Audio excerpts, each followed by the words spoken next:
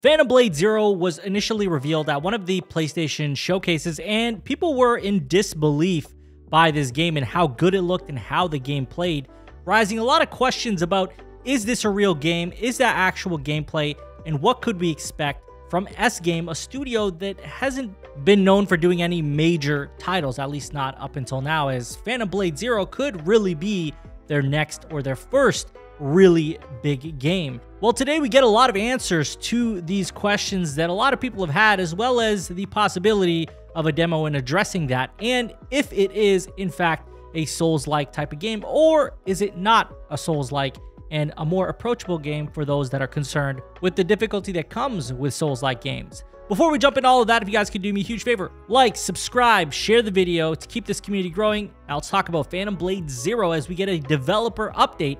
They wanted to address that people said that the game couldn't possibly be real, and it is in fact real. They even dropped a 10-minute gameplay demo that a lot of outlets have dropped in terms of just uncut footage where you are seeing everything, and all the stuff you saw in the trailers can be done here in the demo, and they actually display a lot of it as well. Summer Game Fest's demo is to show it can be done, basically. They want to show you that all this stuff that you're seeing is doable in the game. They also confirm that it is not another Souls-like. However, it is inspired by Souls-like games in its map design, meaning there are going to be places that you can check out off the beaten path, ways that you would go about exploring a map that if you didn't otherwise go, you probably wouldn't find these cool treasures or whatever else they may have there. So those are things that they are inspired by as far as Souls-like games go, but it is not another Souls-like. The combat is driven by combos, so it's all about combos and piling them up, and that's kind of the way it plays, which almost sounds a little like Devil May Cry. I don't know if it's a fair comparison, but that sounds like Devil May Cry style of gameplay. So if you're looking for a comparison maybe like that, rather than something like a Souls-like, which is super technical in terms of frames and trying to dodge stuff. So again, not comparable to a Souls-like. And you can see on the screen that I will have gameplay up for you so you can really get a view of how the combat works. And there will be difficulty options for those that are concerned about how hard will this game be. There will be easier options for those that want to be able to handle it. And then there will be those that want that extra challenge that can go on a harder difficulty. It is important to note that they say that enemies do not respawn after you die or save. So once you've taken them out, that's it. They also want to state that it is not a PlayStation exclusive. I mean, in the sense it isn't. It's a PlayStation and PC exclusive. There is no sign of it coming to any other platform for now. So I would assume that they do have some timed exclusivity with PlayStation, given it's not coming to the Xbox platform. They haven't really outlined a reason why that is.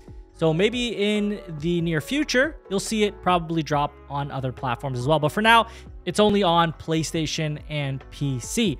And they also say there will be no online public demo. The game is still not ready for large-scale testing, but they are preparing a demo for the general public to be released later. I imagine that'll be closer to the release date. This part is just speculation, but I don't see a demo coming out in 2024. I think that will be a 2025 situation. I think the game is going to be a 2025 game. I don't know if I see this dropping anytime in 2024, just based on the way they're describing it. I think that they are in a place where they still need to refine things a lot, especially if a demo is not ready for large-scale testing, which is understandable. There's no qualms with that at all. I do think that this is a situation where they're going to want to refine everything and make sure that it's a very polished product before they drop it, especially this being their biggest title to date. I don't think they've ever done a game of this magnitude. So if this is a huge success, this could change the company altogether, especially considering it's an independent studio that could really benefit from a massive success. So let's see what happens. I'm really excited to try this game out. I can't wait to see what it's like. It's always interested me. Even from the day that I saw it at the showcase, it really blew my mind just how good it looked. So I'm looking forward to this very much so, and I can't wait to play this. As always, if you want to keep up with everything Phantom Blade and many other games in the industry, make sure you're subscribed. Comment, let me know what you guys think of all this. Like the video if you enjoyed it. Dislike it if you did not enjoy it. And share this video to help grow this community. I thank you all for watching. Take care.